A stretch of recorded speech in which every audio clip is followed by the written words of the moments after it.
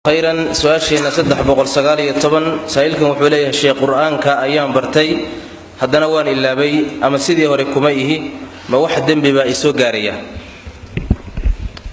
nabigeena sallallahu alayhi wasallam wuxuu amray quraanka in laga warhayo taahadul quraanka ka warhayo ku dadaala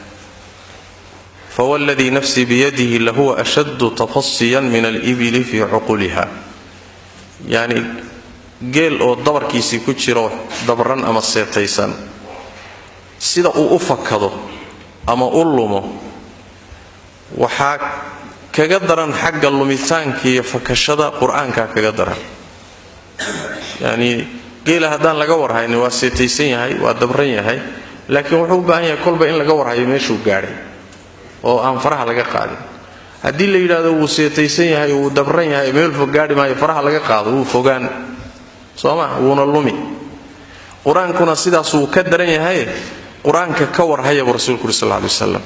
oo yaani wax way ku dadaala hayntiisa iyo xifdintiisa mas'alada ruuxu in quraanka la baro waa nicmo weyn inuu ruuxu quraanka barto xifdiyo waa nicmo weyn oo Ilaahay bixiyo nicmaduna faraku hayn bay u baahantahay haddii nicmadii aad dayacdo shaki male meesha wax waa ka soo gaaraya الحافظ ابن حجر عليه رحمة الله في فتح الباري وحليه أئمة السلف هو اسكو خلافين روحي قرآن كحفظيه هدنها المامي دنبيجي سنتلقي وحليه قار كم إذا وحيكون درين دنبيه وين بيكون درين وكسو قريي تابعي الضحاك بن مزاحم أثر موقوف قاه oo uu leeyahay ma jirto cid quraanka la baro kadibna halmaamo illa dambi uu la yimid ba arrinkaas sabab ah markaasoo aayadii keenay wama asabakum min musibatin fabima kasabat aydikum yani halmaanka quraanka aad halmaantay waa dambi aad gashay ba keenay buu leeyahay musaayibta ugu waaweyn oo ruuxa ku dhacda ayay kamid tahay buu leeyahay quraanka oo la halmaamo xadiis ba ku soo aroortay arinta iyada ah كترينيس الدنبية دواوين لكن انت بدن حديث تاسي وضعيف ومسكنا وحكمي ذا حديث تاس حديث صوصار الإمام داود ترمذي من حديث أنس وأوليه هاي نبي قاوح صلى الله عليه وسلم وحال إيبان لغاي دنبية دا أمد دايدا ما أنا أركن دنبي كوين روح سورة قرآن ككمي ذا حفظيي وإلهي سيي كدبنها المامي أما لها المنسي حديث كاسي وضعيف هذا في الإمام البخاري ترمذي شيخ الباني قرطبي سيوطي وحيلين ما السقنا قدو السقنا لها مسألة وعدان لها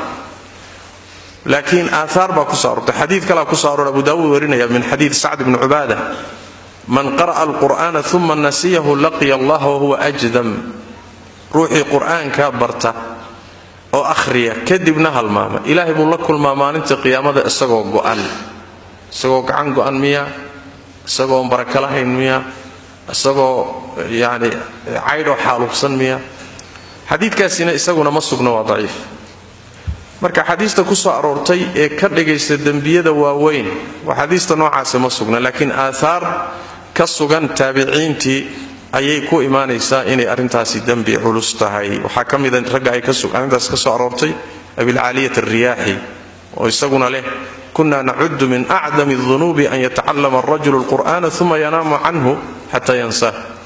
دنبيه وين بان كترين جرني إنه روح القرآن كبرته كدبنا وكسح إلى هالمامو محمد بن سيرين بيسين السنة الصحيحة كسوانتها إنه يري قرآن كإن لها المامو وحي كترين جرين ويكهن جرين هذا الأذق بين كده جرين أي مدي عن سوقاني مرك أرين تاسي وأرين كل أن سهلنين أئمة الشافعية قار بدن الذنبية واوين بكتريان حافظكنا وحوليه هاي صابت وحوي روح القرآن كهالمامي وحو كتوسيا دذلك الله باهنا قرآن كينوسن كبحنين دذلك هذا كبحنين قرآن كي وافض ضيست حداد فضو ضيستين هل كاسا دنبكاس وقاليه سيداس دلادت عدي قرآن كإلهي سيو حفظي وإنو هايو hadduu halmaamayna ama la halmaansiiyeyna waa inuu soo celiyo oo uu dib isku dayo inuu quraanka u xifdiyo wallahu a'lam